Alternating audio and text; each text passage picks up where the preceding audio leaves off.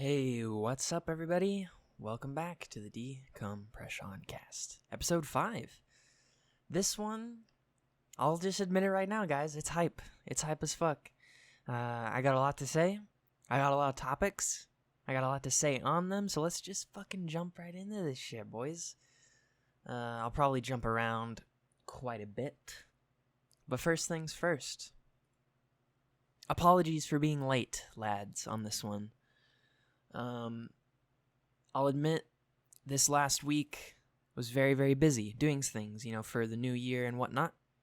If you guys didn't know, I got called in for jury duty, so I'm kind of dealing with that. May or may not be a juror. We'll see. And also, I was working hard on a new Pro-Anon episode, editing that bad boy down. But, yeah, that's basically why I was late. I was kind of having a busy time recently. But now here we are. Finally, some Sean content here, so to speak. But yeah, apologies for being late. That's why. Let's get into this shit. First order of business on the list, at least on my list here, is One Piece. I really love One Piece, and Chapter 1000 has been here for a little while, and it was a good chapter. Just want to say it was a good chapter.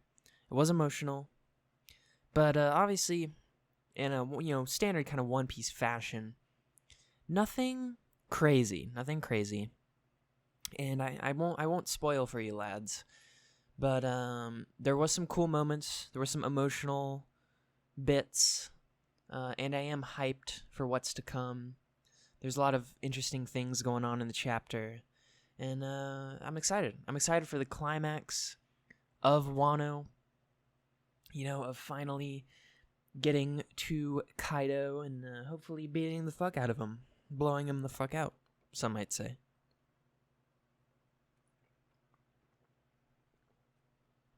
Made sure to get a lot of water for this one, because I feel like it might be just a tad longer than usual, ladies and gentlemen. But yeah, I love One Piece. It is one of those great things in life, one of the great enjoyments of it, some might say. And reading it week to week, there's a lot of debate and debacle about how to consume it. But I find that, all the lads in the pod Discord, and the chapters just kind of coming out when they do is good for me. I mean, I usually, obviously, there's no way to remember every little thing in One Piece, but reading it week to week for me, reading it week to week for me is just pretty helpful for that kind of thing. So, I just, having to remember all that shit, where they are, the fucking layout of the place that they're at, all that kind of shit. One Piece is so good. It's so well thought out, well detailed. A lot of it is really in, the world building and whatnot. And Oda does a great job of that. And he also does a great job of writing, fairly complex characters, even in a few short chapters. I think a lot of people kind of gloss over, I'm blanking on his name right now, but Yasue. I think he's a pivotal character to the arc, and his death was actually pretty emotional. And fucking the whole town that gets fed the scraps of the smiles, and the fact that they can't express an emotion other than happiness. They can't stop smiling. Oh my god. That's fucked up. And that's just one little detail, and we're over here on Onigashima fucking shit up. But what is all the fighting for? They're trying to free the country. They're trying to free those people from the literal dictatorship that they're under. So that's pretty epic. I'm hyped for Wano to conclude. I assume maybe within the next year and a half. I hope, I guess. And for the next arc to be underway, because whatever the next arc is, whatever you think it is, we will definitely, almost certainly, be nearing the end of One Piece. We're already transitioning to that end game, where all the big stuff, all the big autism and will be revealed, and bounties and powers and what the Will of D is and poneglyphs and getting to the One Piece, right? I mean, that is the goal of the whole thing. And, we're approaching that time, slowly but surely, And if you lose focus and you don't pay attention for a year or so, we might be closer than you think, I mean, One Piece itself, obviously, I mean, it still has, like, I don't know, maybe 3 to 5 more years, maybe 4 to 5 to 6, I don't even know, honestly, but we're definitely nearing, we're almost certainly past that halfway point of Wano, I want to say. I mean, we're coming down to these final fights. People are getting paired off. Whether you want to, whether you want to, think about it in ways that maybe Oda might speed things up, might not show certain fights, that kind of thing. I mean, I totally think that, Wano is a great arc. Probably, I mean, I know some people shit on it. Some people like it a lot. I mean, if we're thinking in a broad scope, I mean, I would definitely consider Wano to be in the upper echelon of arcs, rather than, like, the lower echelon, I guess. I would probably make a tier list, but that's effort, and that's work. Obviously, I'm like a big Skypiea Jaya guy. I mean, that's pretty simple, for me at least. And obviously, there's amazing things in Whole Cake. There's, despite, how many fucking people shit on Dressrosa and, like, how long it is kind of an ironic criticism, because people are like, well, One Piece is so long, you can't just say it's bad because it's long. And then one of the arguments is like, people, because Dressrosa is so long, people kind of don't like it, and people don't like how much, it dragged on. It is, like, in a small edge case way, it is an ironic criticism. But yeah, I suppose I should probably move on here. I think I've talked about One Piece for long enough. Almost 10 minutes. But yeah, love One Piece. Love where it's going. Happy and hyped that it got to chapter 1000. And yeah, let's move on.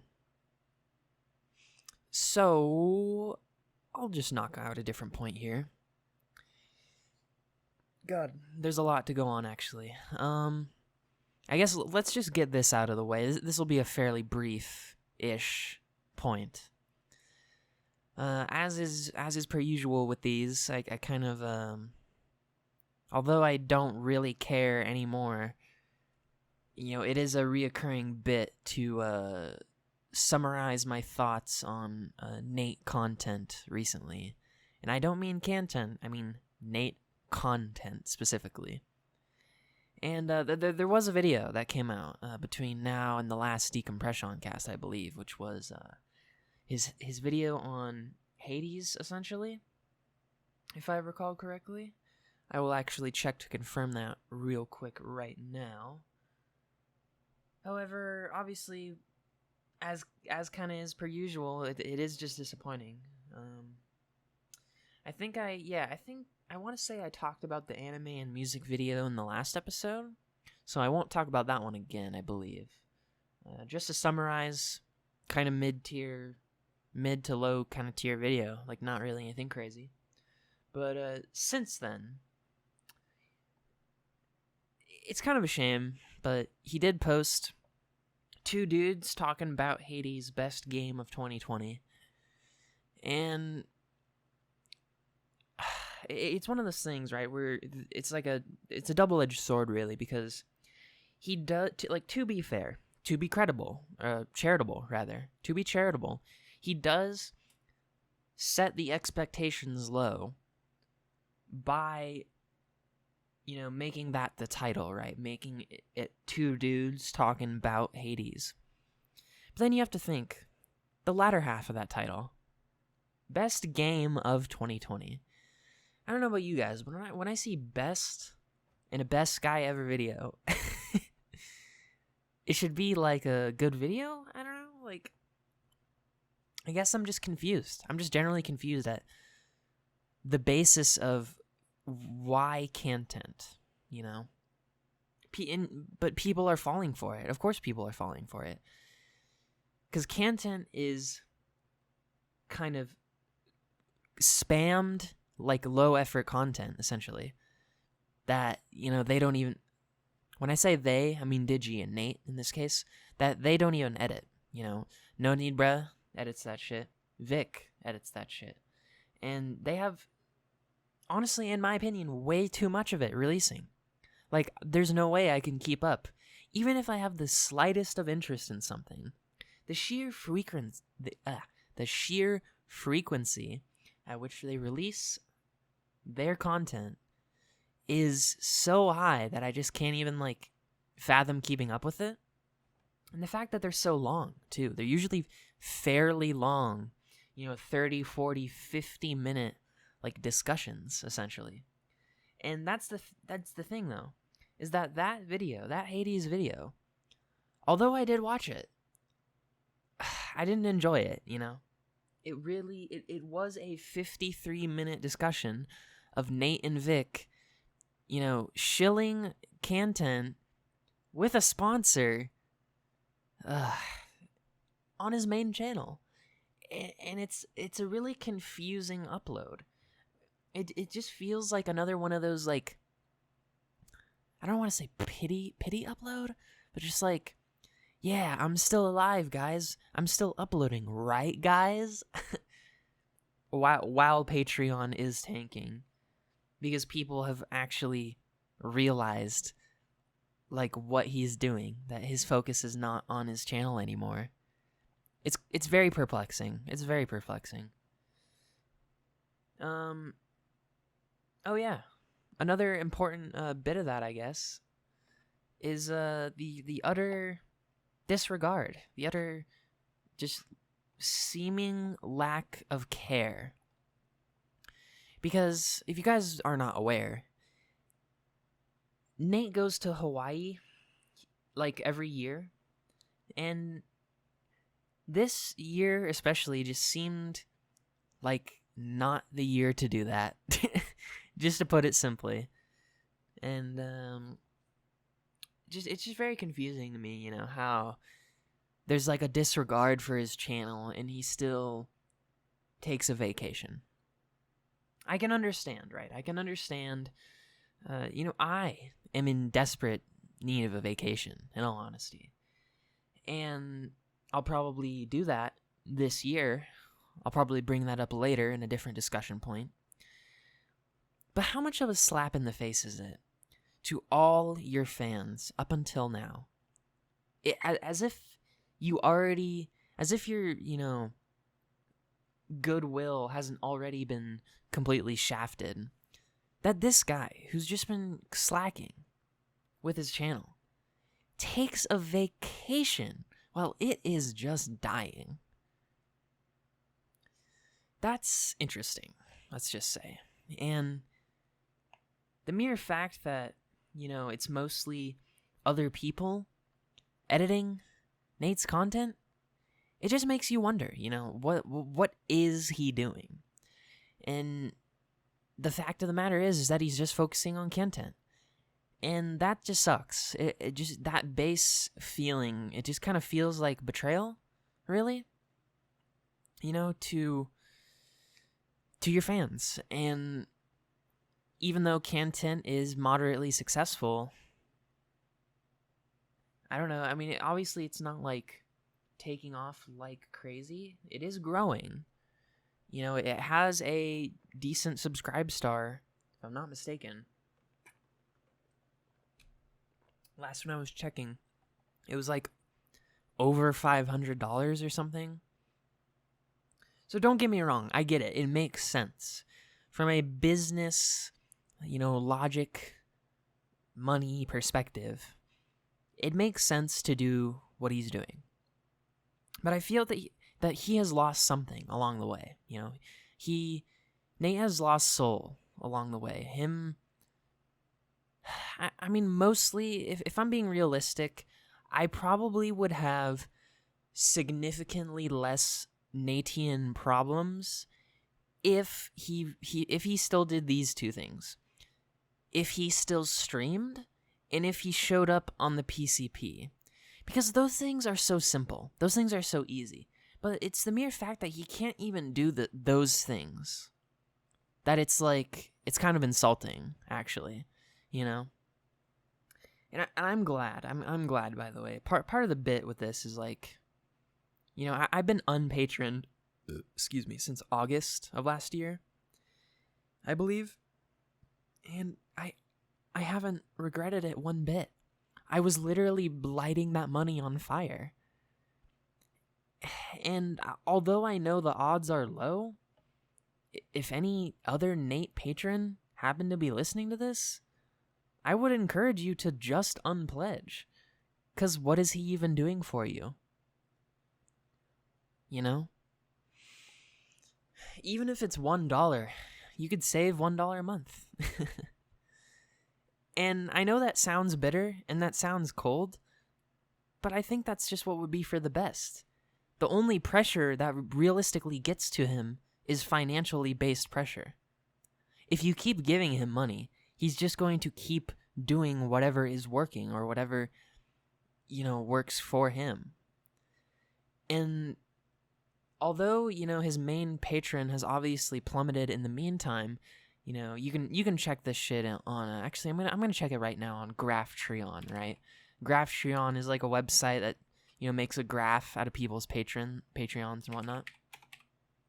And it's really sad. It's really sad because I believe almost every PCP member has like an overall declining Patreon. And although I understand that. The new year did just reset. So, overall, it might look very low right now. Right now. But, it'll definitely be temporary, so to speak, in the fact that, people need to reset their cards and whatnot. That's always the case, at the beginning of every month. But that being said, I want you to take a look at Nate's Patreon. And on Graphtreon, if you can. I might link it in the description. But the downward trend is obvious. It's clear. It's clear as day. That ever since Mia Mafova 2, he was almost at 1,000 per month. Sometimes even above 1,000. But now, right now, 1/3/2021, he's at 586 a month. That's kind of crazy, right? People are very charitable to him. Gotta admit it. No matter how much logic, reasoning, the basis of him not making any videos is concerned, some people still don't care, And it's interesting. I mean, he's hemorrhaging Twitter followers also. I don't know if I ever mentioned that before, but gee, that's also another thing on Graphtreon here. Is just a constantly plummeting in most numbers, I guess. YouTube subs seems to be okay, still growing, relatively slow, but yeah, I mean, if I'm not mistaken, 2020 was probably his worst year for growth and just everything, I imagine. Maybe not literally everything, but, just numbers-wise. And, overall, I mean, this year, geez, pretty horrible. number of patrons, almost 300, now down to less than 200. Kind of crazy, right? But yeah, maybe I'll try to link that in the description if I remember. But Graphtreon, very useful tool for visualizing data in graphs of people's, Patreons, Twitters, YouTubes, etc. So I think I probably babbled on about that long enough here. So let's move on to another point, lads. Personal stuff, content, personal plans to come. There's a lot of things that kind of fall under this category, but in a basic sense, it is this. I am kind of seething. I'm kind of seething because school starts again soon. However, thankfully, I wasn't just doing nothing in the meantime. I was working pretty hard, and more on that to come. But thankfully, lads, I will be finishing school this year, so that's pretty sick. And I will admit to you guys right now, though, I am taking an extra class to finish this year. And I believe that is this term, too. So, yeah, this winter, I believe winter 2020, 2021, whatever, is a term where I have 4 classes, and where I hope to graduate this year, and hopefully, obviously, there's a lot of things that are going to come from that. Once I finish school, hopefully I can do way more content. On the Procrastinators Anonymous, I hope to finally kind of start our podcast ripoff. Maybe I can, work a little harder on that channel with the lads. Maybe we can finally push out that medium effort content. Yeah, medium effort content is kind of a bit, because if you look at our channel, we're mostly long form, either very easy or relatively hard / editing intensive content with the podcasts. It's only the two extremes, more or less. There's so many, I believe almost all our videos, besides like a handful, are like, hour plus, and some are even like, more insane at length. My birthday stream, that's a really long video. Our second Flash is Dying stream, that was almost 12 hours. Holy shit. Simon is a champ for that one.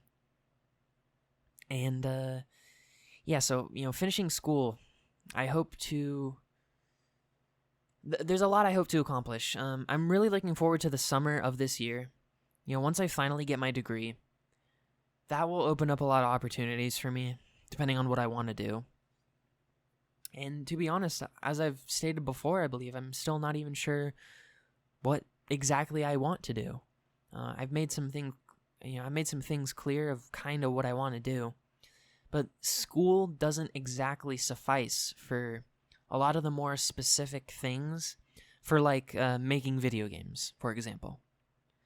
That kind of thing, especially with COVID and stuff, you can't really go there and like meet up or anything. You would, even if I wanted to try, you would have to do shit online. But that being said, I kind of want to just focus on myself, learn new skills and that kind of thing. Maybe get like some kind of certifications to get a more specific job that I'd want. And things that I'm looking at is like, games, game design, game company stuff. That's what I kind of want to do. Or just like coding of a game or something. Or just managing, being a fucking, game ideas guy. Like, I have a lot of good ideas about, games and stuff. As is kind of been talked about, Pokemon and Call of Duty and my thoughts on those things. And Borderlands, Destiny, etc. I feel like, a normal person's kind of ideas, might be good, to articulate and maybe just, I don't know. I feel like I could help in some sort of regard, I want to make a soulful game, even if it was like a little RPG, Undertale-y kind of thing. I mean, I feel like that would just make me so happy, But if it was, if it was successful, and if it was a game that like I legitimately would play myself, designing mechanics and that kind of thing, and going into like depth, games like Kingdom Hearts, for example, things like that, things that make me happy, things that are good.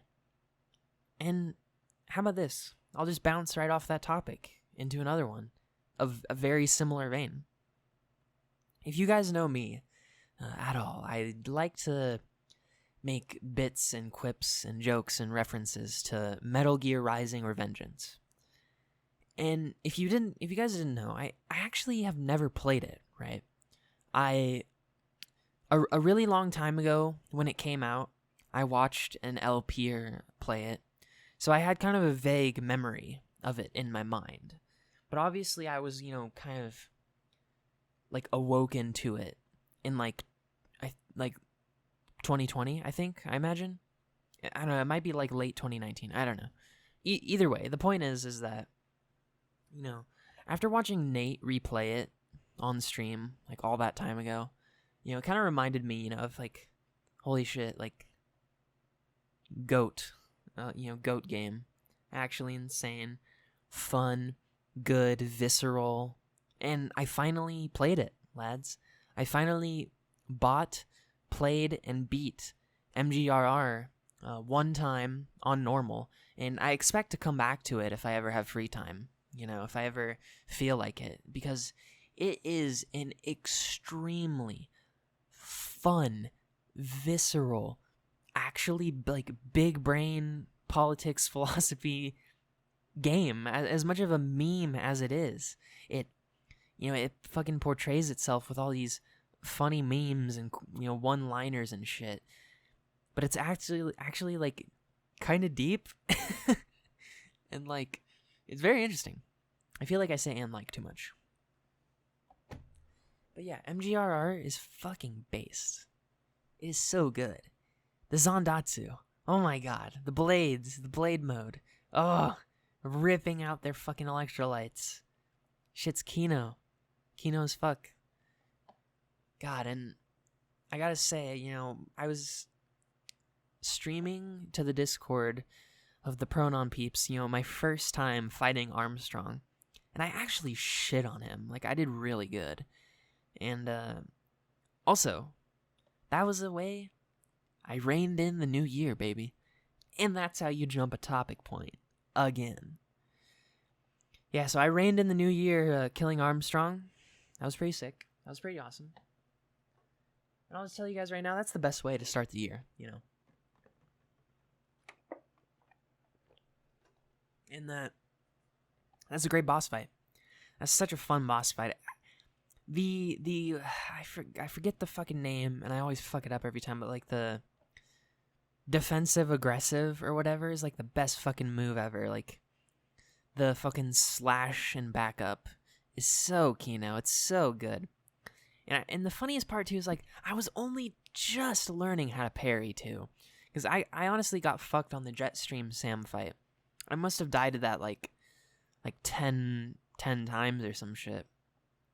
But like, yeah, shit's Kino, man. It was such a good like actiony game, and I only like scratched the surface of it.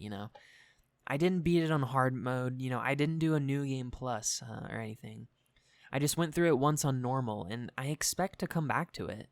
And hopefully this year, maybe later, in another DecompresSean Cast, maybe, you guys might hear some more in-depth, details about, me maybe beating the game again, maybe on hard on the new game plus or something like that. That'd be pretty sick. Maybe I could make a video on it. Who knows? There's already some great videos on MGRR. So I don't know exactly what, how I would put a different spin on it. But yeah.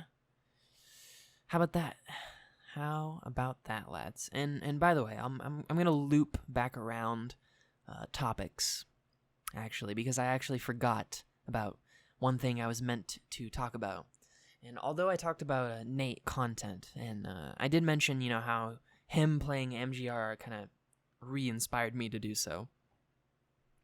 But I will point out one thing is it is clear that Nate has been sitting on a big video for a while, and that being the FF7R video.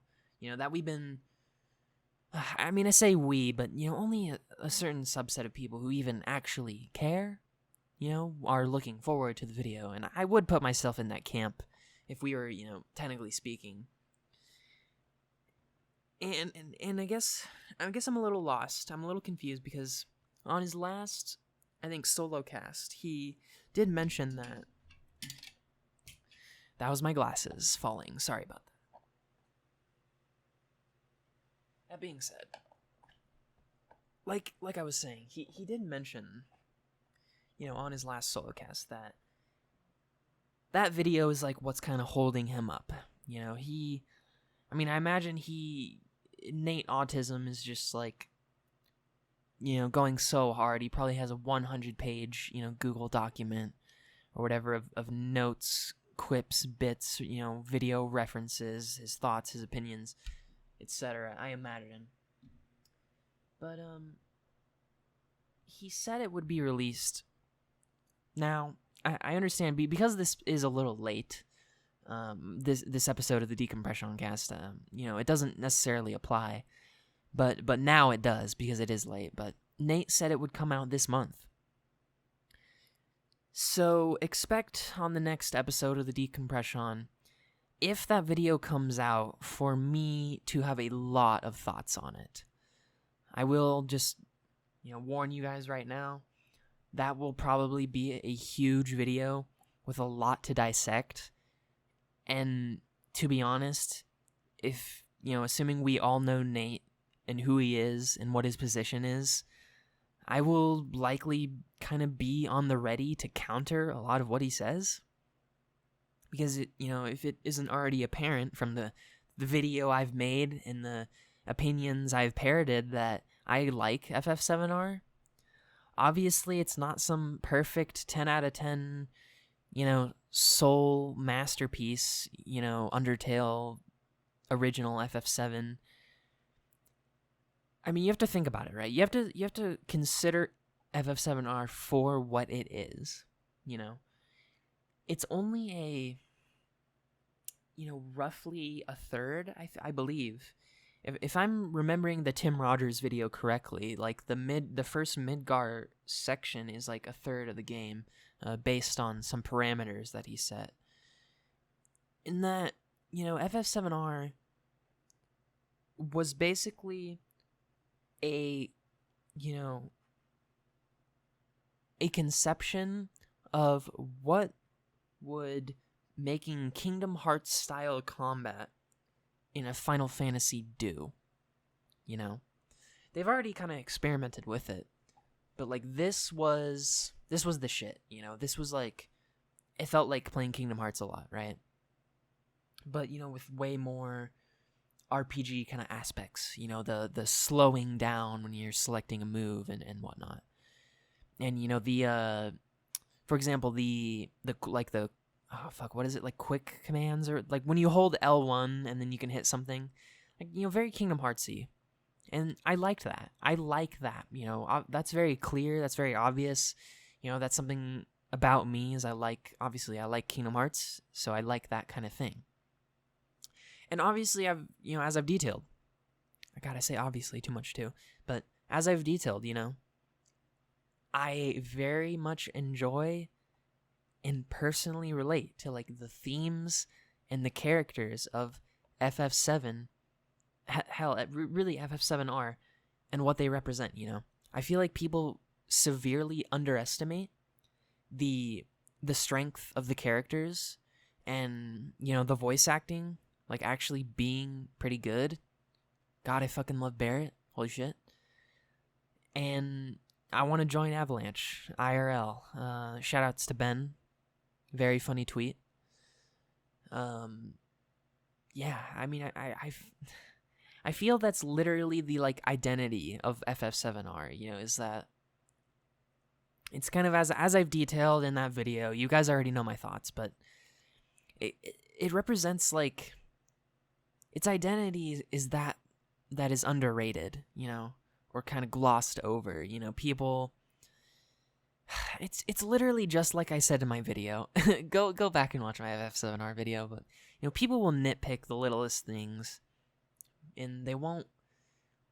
They either nitpick the littlest things, or they only talk about the experience, and there's no. It just doesn't feel like there's a healthy balance between the two. And I liked it. You know, I liked it. It is like a solid game. It was like a solid, like, maybe like a low. I forget exactly what I said. I said it at the end of that video, I think. But like low, like mid to high, or sorry, low to mid, like 8 out of 10, I think. And you know, that might be a little high. I mean, it might be a 7 for most people. I mean, obviously, I have like a lot of personal attachment for it.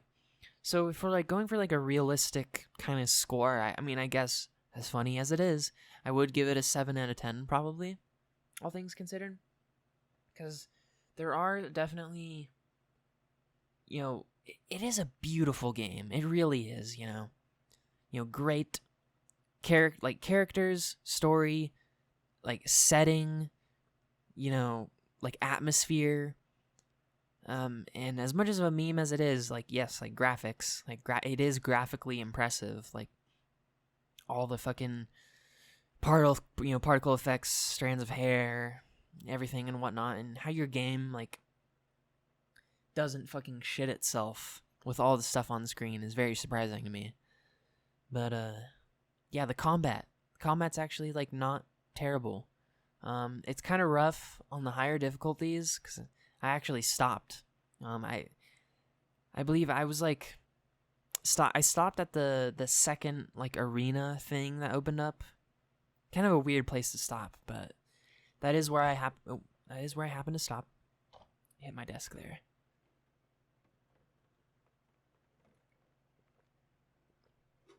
Yeah, hard mode is brutal. No items is pretty fucking brutal. Although, I mean, it is certainly challenging. And also the fact that I believe hard mode, like, I don't remember how exactly this works, but, like, it limits you to being level 50, like, no matter what? I think? I don't know. I kind of want to be quoted on that, because I actually don't remember how exactly, like, the leveling works or whatever.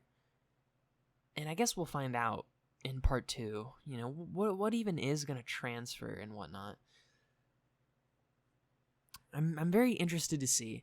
I'm very interested to see what occurs with that kind of thing. And although I know that I believe nothing is like planned for this year for Final Fantasy or for Kingdom Hearts, we might hear some things, but I think this might be an information dry year for like Square Enix stuff.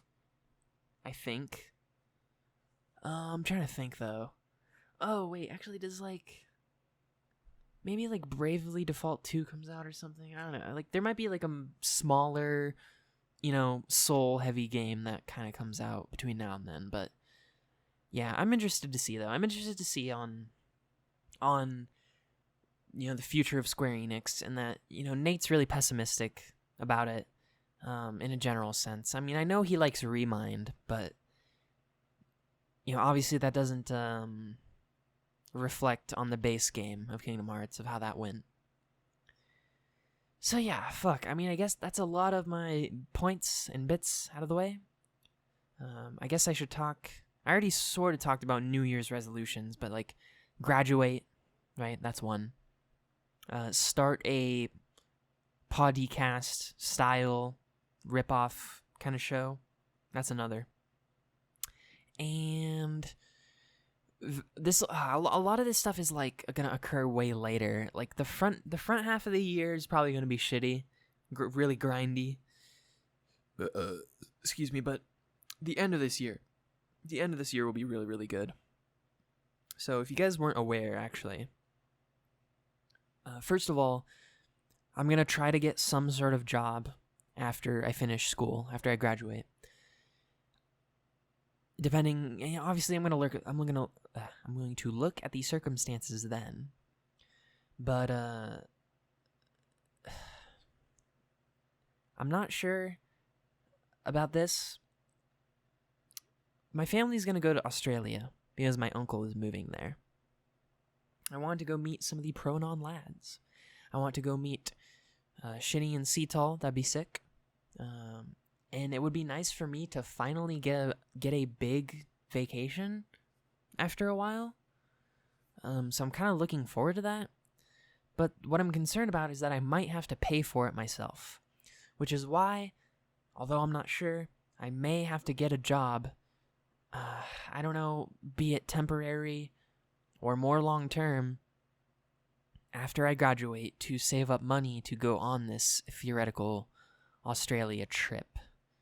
I'm looking forward to that, though. There's potential that could be a non-con, too. And obviously, I can bring cameras and whatnot to film content. And that'll be sick. That will be sick. So yeah, I mean, obviously there's if you're, pretty sure I said this on the last episode, but if you're pining for any more Sean content, I'm on a lot of the pro and on. I don't want to say every episode, but most episodes. Thankfully, shout outs to Rito. Rito is now going to take over editing for the time being. We're definitely, for the month, we're probably going to feel it out. We'll see, but obviously I'm going to be very busy with 4 classes. So, who knows? Might see if he can take it over for the foreseeable future. If not, might get someone else to do it. Might try to do it myself again, but maybe no visual editing. I don't know. We'll see. But yeah, that's a lot of New Year's plans for me. A lot of goals, but a lot of them way later. Finishing school, June. Getting a job after that. Going to Australia, that's next December. Or I guess this December, technically. Lol, we are in 2021. And podcast ripoff, probably in the summer. A lot of my shit is just, I don't know. It's just planning for when school's done, Gotta finish strong. Gotta finish school strong. Can't slack, These are important, kinda harder classes, so gotta be careful. I'm not gonna fret too much, if I get a C or 2, but I would like to keep up my all B's or higher regiment, really. That would be nice. But yeah, I guess I'll move on. I have another topic here I would love to talk about. That being something that is near and dear to me. One of my favorite games, The Binding of Isaac. Now you might think, what do I have to say about that? Well, a lot of things, but specifically this. The Binding of Isaac has new DLC, guys, for March 31st. How fucking hype is that? I'm looking forward to that. Man, I haven't even gotten close to beating even what I have right now with just Afterbirth Plus and whatnot. I don't even have all the characters. I don't even have the Lost. I don't even have the Keeper either. So, LOL. But yeah, I still have so much to do in Isaac. Might hit up some runs later, but taking care of this right now because it's late, and sorry for it being late. Like I said, had shit to do, but look forward to the next one. Hopefully at the end of this month. Now you might think I'm out of things to talk about, right? In theory. Oh no, Sean, you're out of things to talk about. What are you gonna talk about? You guys just got baited. You see, here's the thing. We're almost 45 minutes in. I haven't even said a word about what I've been up to this last month, now have I? Everyone, I have a big announcement.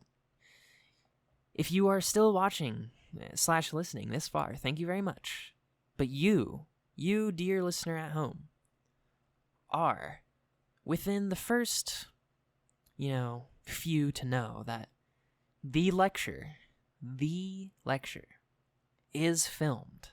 It is filmed. And I will now talk about that more here, because it's fucking awesome, boys. The lecture was filmed. What would you guys like to know about it? Okay. First of all, it's long. It's very long. Obviously, it's unedited right now.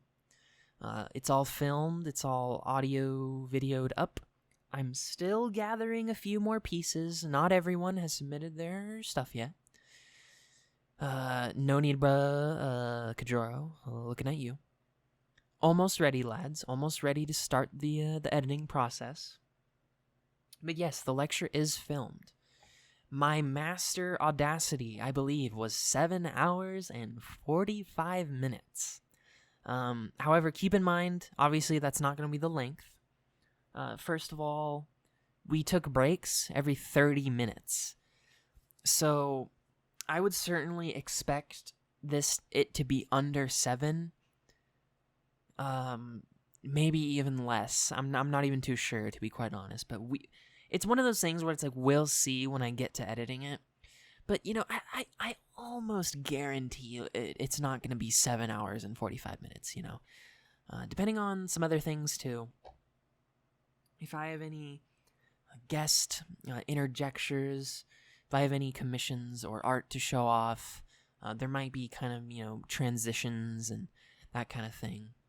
And depending on some of my other editing things that I may or may not do, the lecture is huge. It's fucking massive, boys. And I'm hyped. I'm hyped for you all to finally, see what I've been kind of working on for what we're approaching a year. Almost definitely 9 months, I want to say. I came up with the idea, so long ago, right? I believe May of last year, right? So you guys understand. I've told you over all these months what I've been working on. And for it to finally have momentum, and for it to finally, be moving along and nearing what kind of is completion, is very cathartic to me. And because I've been hyping this up, right? I've been hyping this up, and it's going to be awesome. I think the lecture went very well. Obviously there's some, like I said, it was almost 8 hours, there's obviously bound to be a cringy joke, here or there. And that's not really this or that, it doesn't matter a ton. And in my opinion, and I've asked all the other lads who showed up for it, I think it was pretty solid. We had a lot of funny bits and quips and surprises. There was a lot of cool things on that you'll see in the future. Unfortunately, as usual, I can't really spoil, or I don't really want to spoil anything right now, because you'll see it, in the coming months. We'll see. I have no idea. This might take forever to edit. This might not take that long to edit. I'm not sure. Depends how much work I want to put in, obviously. How many edits I want to make, how many corrections, did I ever say things wrong? Did I miss anything important? That kind of thing. And I will say that it took a lot longer than I thought. Also, people were late due to circumstances that they couldn't control. So it's not a big deal, but I will say that we were over 2 hours late, I think, to our initial start date. So it ended very, very late. I believe 10 p.m. PST, 10:30 p.m. PST, something like that. That day was kind of a blur for me. I'll be honest with you, lads. There's no reason really not to, let you guys know. I was kind of sick. I'm kind of I kind of have anxiety. I'll just say it, anxiety. For big events or stressful things or duties or whatever. And I was pretty sick before the lecture, but once I got it out and we started going, it was good. I will admit I did get sick twice before the lecture, but I fucking got cleaned up, and it went okay. It went good. Obviously, no one would really know unless I said that. So, yeah, I hope you guys are okay with knowing that information, I guess. Yeah, it was hype. I will say this, okay? A theme is more more relatively consistent medium effort content, like I said before. So I will tell you guys this, right? One thing I want to do with my lecture that will be different and hopefully / maybe better than the PCP lectures is a lecture trailer. I think this deserves a fucking trailer. I mean, it's so fucking long, right? I think it deserves a trailer. Another thing, I think the lecture probably could deserve like a highlights, like a funniest moments kind of thing, or fucking best quips and whatnot. And I think that's another thing that would benefit a lecture. I believe that having guest artists and or commissioning and or shoutouts would be sick. I'm still kind of looking for. I'm still thinking. I'm not sure. I want to do this after I get kind of like a master edit or at least just like a base edit ready to email some prominent Yu-Gi-Oh people and see if they want to either contribute or say anything. Like I've said before on these episodes, you guys know that. And depending on various factors at play, I mean, I want to do more with this. I'm so excited for you guys to see the board. I worked extremely hard on the board. The board actually took me 2 days to draw. I actually colored on the whiteboard. It wasn't just some simple, outlines or just straight lines. I actually colored in shit. So that's one reason why it took a very long time to make the board. Oh, also speaking of the board, I think one thing that could certainly come out that I have on my PC, I'm thinking about me making the board time lapse, because I actually filmed myself making the board. So I think that's another thing that would be really interesting. Potentially better / cooler than PCP lectures. Making of the board time lapse. Because I got all the video files of most of the video of me making the board. So that's pretty fucking hype, I gotta say. And the board is Kino, by the way. I wouldn't. I'll say this about the board. Like I've hinted at, the drawing that I made for the board does take up a large portion of the board. I will say that. And look forward to it. It's fucking Kino. That being said, though, right, because the drawing takes up, like I was saying, so much space, there is, I would agree with the criticism if it was made in the future, that my board was kind of a little lacking in just raw information. I did try and put as much as I could. I put kind of bullet points and stuff. But the majority of my notes were kind of in hand, and you'll see it in the video. But yeah, that's where I mostly got my notes. My points was from a printed set of notes, really. And yeah, that's the basis for kind of how I was lecturing, really, to the audience. So, by the way, I don't know if anyone's curious or not, but your audience for the lecture was all of the pronon, minus Dune and Zach, who couldn't make it. F in the chat to Dune and Zach. Miss you guys. Wished you were there. I sent them pictures of the board, though, because they're cool. And then, yeah. Shoutouts to Zach and Dune. Yeah, the lecture went great, though. It is finally done, boys. It's finally filmed. But now is where the real fight begins. Truly, is the editing. The gauntlet of editing that it will be. Combining everyone's audio and video and syncing it all and that kind of thing. So, yeah, looking forward to that, actually. Almost have all the pieces, like I said, waiting on Noni Brown Kajoro.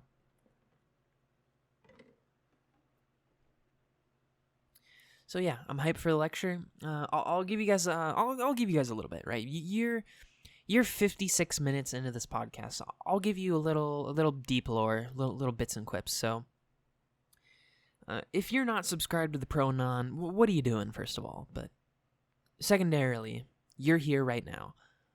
You want some deep lore, right? I'll give you some deep lore. Here are some. There's a bit that I wanted to do for the lecture. That unfortunately, I've told the story on the Pronon, right? So that's go sub. There's a bit that I wanted to do. It was basically this. I wanted to pose a question to the audience to guess a joke from the Ballad of the N-Word, right? So obviously they would never get it, more than likely. And then what I would do is I would whip out a Grumpy Cat deck box that I ordered, which is pretty sick. Unfortunately, the bit failed because the package arrived 1 day late. Unfortunately, it said it was going to be, delivered on the day of the lecture, but it just wasn't. So that sucks.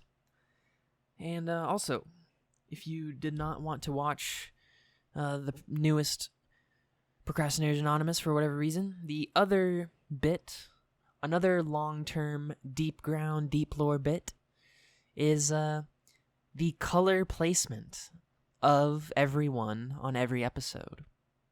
If you'll notice, every episode past 21 and on that I edited, if you'll notice, I am on the left and Kajoro is on the right. The reasoning for that being because that is the color scheme, essentially, of Yubel's eyes, lads. How about that for some deep lore, huh? Every Pronon episode that I edited 21 past, Yubel is really looking at you. Because I love Yubel. Based Yubel. God, Yu-Gi-Oh's awesome. I can't wait for you guys to see a lecture. It really was a culmination of a lot of the my work in 2020. Sleepless nights of just watching GX, writing down notes, etc. And I know I hype it up, I meme it up to 10 every fucking DecompresSean Cast, but the document, right? The document is up to 50 pages, and I will plan to release. I'm gonna edit it and then plan to release it publicly, and I'll probably put it in the description of the master lecture.